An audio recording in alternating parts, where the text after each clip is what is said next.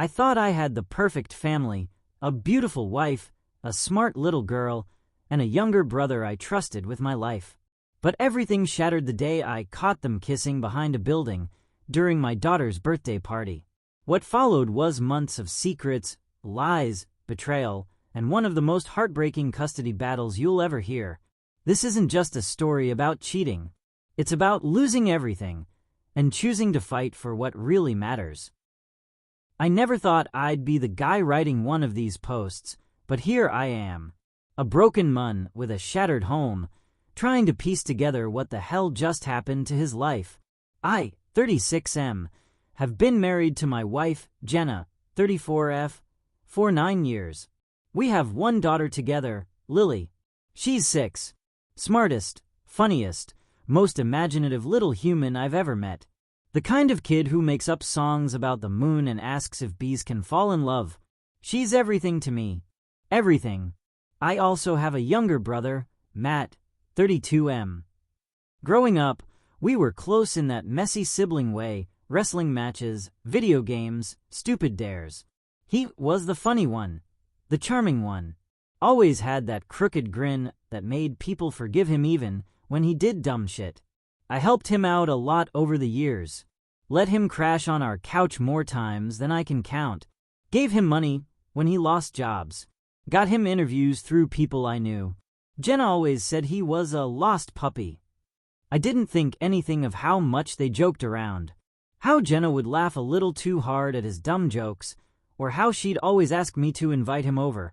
He's family, she'd say. And Lily loves him. And she wasn't wrong. Lily adored him. Called him Uncle Magic because of the way he could do stupid little coin tricks and pull candy from behind her ear. He was a part of our home in ways I never questioned. Until last Saturday. Lily's birthday was a big deal this year. She wanted a fairy princess forest animal party, her exact words. We rented out a community center room, set up a bounce house outside, hired a clown, the whole shebang. Jenna went all out with the decorations, pink and gold streamers, handmade cupcakes with edible glitter, tiny fairy wings for all the kids. She even wore a crown. Not Lily, Jenna. The day was going pretty smoothly, or at least I thought it was. I was busy grilling hot dogs outside while Jenna played hostess, fluttering from group to group like the damn queen of the forest. Matt was there, of course. He showed up late, wearing a stupid foxtail clip to his jeans and making the moms laugh. Classic Matt. But something felt off. I couldn't put my finger on it at first. Maybe it was the way they looked at each other. Not like brother-in-law and sister-in-law, more like two teenagers trying not to get caught. I brushed it off, told myself I was being paranoid, that maybe they just had a few too many mimosas. Then Lily asked me to grab her other pair of shoes from the trunk of Jenna's car. She had stepped in juice and didn't want to be sticky. Easy enough. I went to the parking lot, and that's when I saw them. Behind the community center, near the dumpsters, where the delivery trucks unload. Jenna and Matt. Kissing. Not a friendly peck. Not a drunk mistake. Full-blown, hand-in-hair, body-pressed kiss. Like a goddamn scene from a movie. I froze. I didn't move. I didn't yell. I just stood there, watching my wife of 9 years make out with my brother like it was the most natural thing in the world. And then, they laughed. They didn't even look guilty. Jenna whispered something in his ear, and he smirked. Then they both turned and walked back inside like nothing had happened. I stood there for another 5 minutes, just breathing, tasting bile in the back of my throat, my hands shaking so hard I dropped the shoes. When I came back in, Lily was mid-cake. Jenna was singing. Matt had frosting on his nose. And I smiled. I smiled because I had to. Because it was Lily's birthday. But inside me, something broke. Not cracked. Snapped. I didn't sleep that night. After the party, after the chaos of sugar-high kids and glitter everywhere, after the clown took his check and the last balloon popped, we went home like a normal family. Lily fell asleep in the car, her glitter crown slipping sideways on her head. Jenna looked at me from the passenger seat, gave me a warm smile, and said, "You did a great job today, babe. She had a blast." I nodded. I don't remember driving. I don't remember carrying Lily upstairs. I don't remember if I brushed my teeth. I just remember lying in bed next to the woman I thought I knew, listening to her breathe, trying to figure out who the hell she actually was. At 3 a.m., she rolled over and put her arm on my chest, whispered, "You're quiet tonight. Everything okay?" I said, "Yeah, just tired." She kissed my shoulder and fell back asleep within seconds. I didn't. The next morning, she made pancakes. Lily was still buzzing about the party. I sat there at the table, watching Jenna pour syrup over her daughter's plate, like she didn't just destroy the entire foundation of our family behind a building with my brother. I kept asking myself, do I say something now? Do I confront her? Him? Both. But every time I looked at Lily, laughing with chocolate syrup smeared on her cheek, I swallowed the urge. I told myself I needed a plan, evidence, a strategy, because if I blew up now, I'd be the crazy husband, the angry one, the one who ruined the peace. So I started playing dumb. And Jenna, she gave me every reason to suspect more. She was suddenly always texting, leaving the room for phone calls, taking longer showers. She even started going to yoga on Thursday nights. My wife hates yoga. She once said, "I'm not about to pay someone to tell me to breathe." So I started digging. First, I checked her phone. Locked. Not surprising. She's had the same passcode for years. But recently, she changed it. That was new. Then I tried our family iPad. Jackpot. She forgot to disconnect her iMessages. And what I found nearly made me vomit. Messages to Matt. Dozens. And they weren't just flirty. They were disgusting. "I can still taste you on my lips. Do you ever think about running away together? He's so clueless it's almost sad. When you made me laugh in front of him today, I almost lost it, LOL." I scrolled for hours. My hands shook. My eyes burned. My heart dead silent. They'd been sleeping together for 8 months. It started when Matt stayed with us after his last breakup, when Jenna said, "Let's just let him stay until he gets back on his feet." He got back on his feet. All right. In our bed. On our couch. Even, apparently, in my F***king car. I wanted to kill him. I'm not a violent man.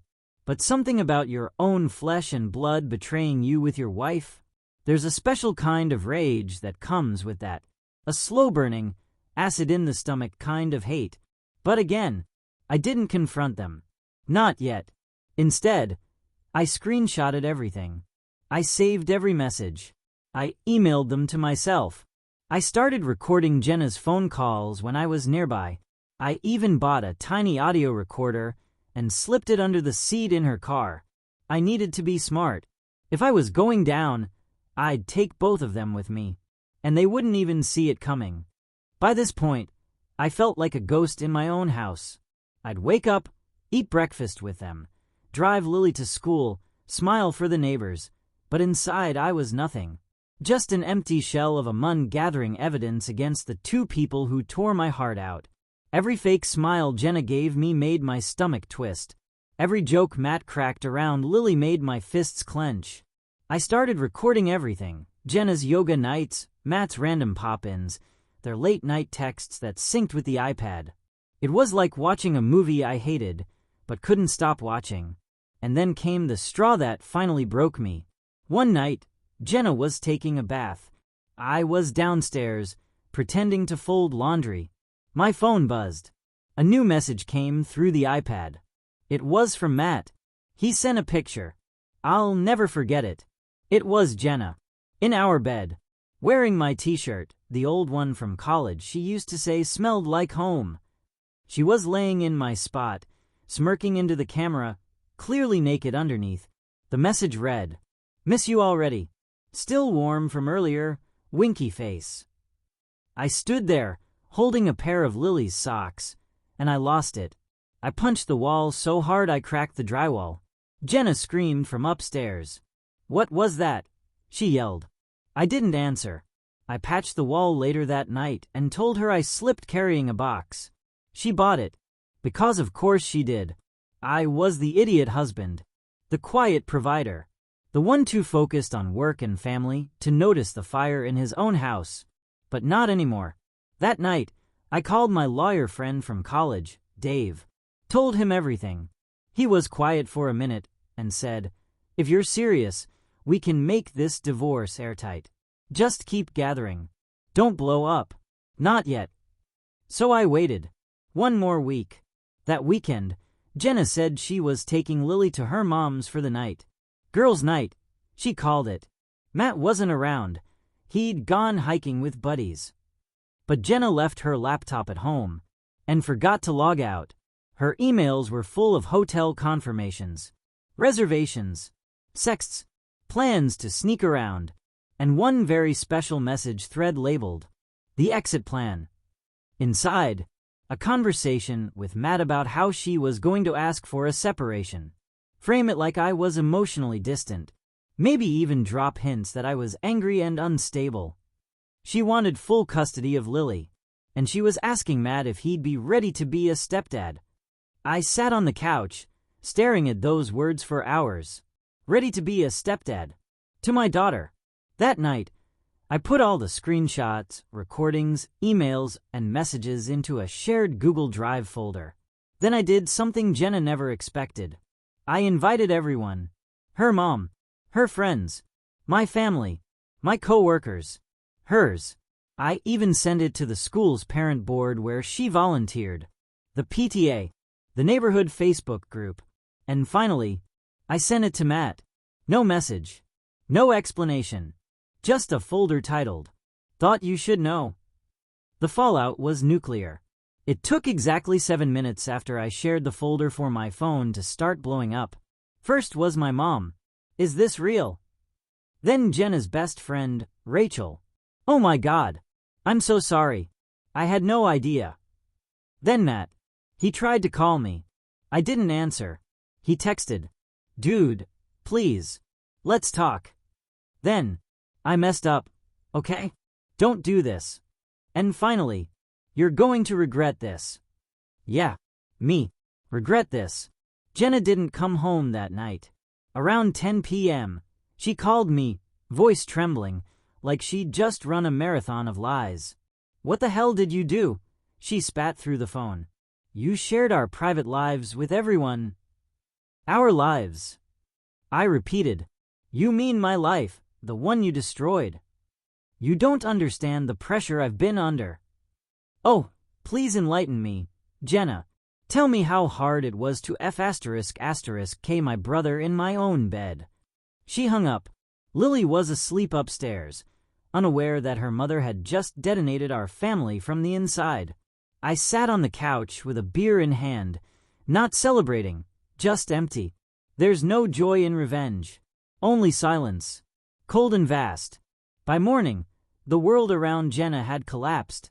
Her mom was livid, called me in tears, apologizing over and over. She'd believed Jenna when she said I'd drifted. She hadn't known about Matt. Her friends dropped her. One by one. They texted me quietly to say they were shocked, disgusted. Some even said they always thought Matt was too close. They just didn't say anything. Matt. He was kicked out of the apartment he'd just moved into. Turns out, the roommate was a mutual friend and saw the folder. He messaged me to say he lost his job. Why? Because the HR lady was in that parent group. Small world. Huh? And Jenna. She came crawling back.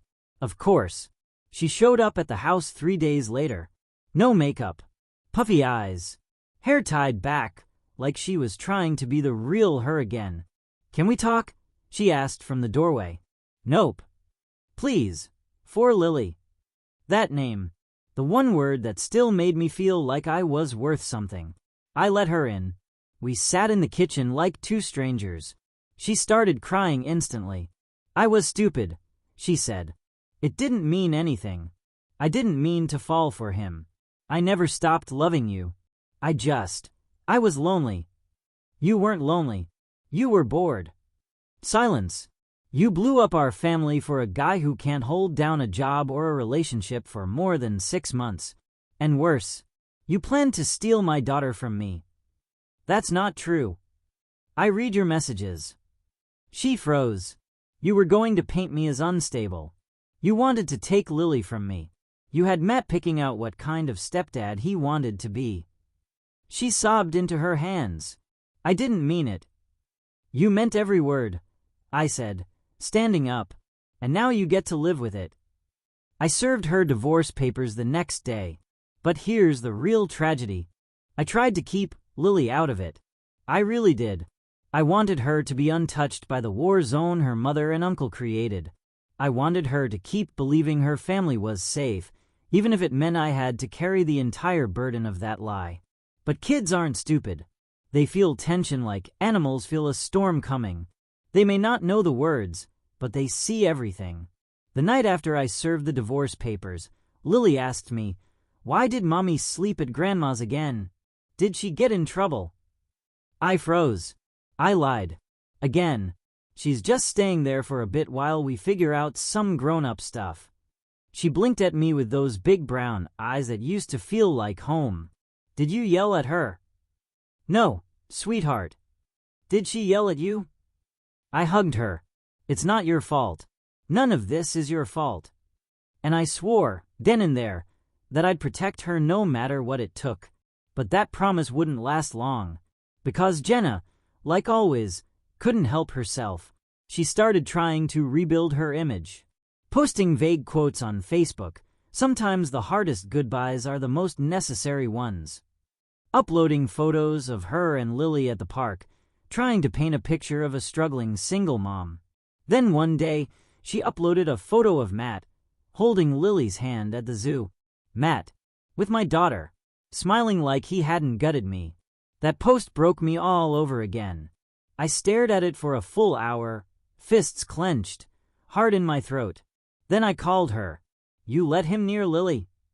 I barked into the phone. He's her uncle. She snapped. She loves him. She asked if he could come. You mean the one you cheated on me with? The one you were going to replace me with? That uncle? She doesn't know any of that. And I'm not going to poison her mind with your bitterness. You already poisoned her world with your lies. Don't act like you're doing this for her. She hung up again. I filed for temporary custody the next day. My lawyer pushed hard. We had everything. The cheating, the lies, the manipulation. Jenna fought it, of course. Claimed I was emotionally unstable and vengeful. But in the end, the judge awarded me temporary primary custody. She'd get weekends, supervised, at first. And that's when things hit rock bottom. One Friday, Jenna picked Lily up and took her to Matt's new apartment. She wasn't supposed to. Court orders were clear. No unsupervised visits with Matt. But she did it anyway. That night, Lily came home quiet. Unusually quiet. I asked her how the weekend went. She gave one-word answers. I tucked her in, kissed her goodnight, turned off the light. But 15 minutes later, she came back downstairs. In her pajamas, holding her stuffed elephant, eyes red. What's wrong, baby? I asked. She climbed into my lap, whispered into my ear. Mommy said you don't love her anymore. And that's why you yelled at Uncle Magic. And that I have to love both of you, or I'm being bad. I sat there stunned, absolutely hollowed out. She said you'd leave if I asked too many questions. That night, I cried. Not the angry kind, the hopeless, world falling apart kind. Because no matter what I did, Lily was already caught in the wreckage. And the worst part? She still loved them. Because how could she not? She was a child. The thing about betrayal is, it never really ends. You think there's a final confrontation, a clean break, a line drawn in the sand. But there's not. It echoes. It shows up in the way you flinch when your phone buzzes at night. In the way you overthink every smile, every I love you, every slight change in tone. It lingers in your bones like smoke in old clothes. It's been 6 months since the birthday party. 6 months since I saw my wife, ex-wife now, kiss my brother behind a community center while I held our daughter's shoes in my hand. 6 months since I stopped being a husband and a brother and became something else entirely, a survivor. The divorce finalized 2 months ago. The judge awarded me full custody. Jenna gets alternating weekends, supervised. Matt, I haven't spoken to him. He tried calling once after everything was public, sent me a long email, full of excuses and "I didn't mean to hurt you" garbage. I didn't reply. He moved out of state. Rumor has it he's living in Arizona, couch surfing again. Jenna tried to follow him. That lasted maybe 3 weeks. He ghosted her. Now she's back in town, alone, living with her sister, working part-time at a grocery store. The house we shared is mine now. I repainted it, got new furniture, burned the old bed sheets. It smells like cedar and citrus now, not like betrayal.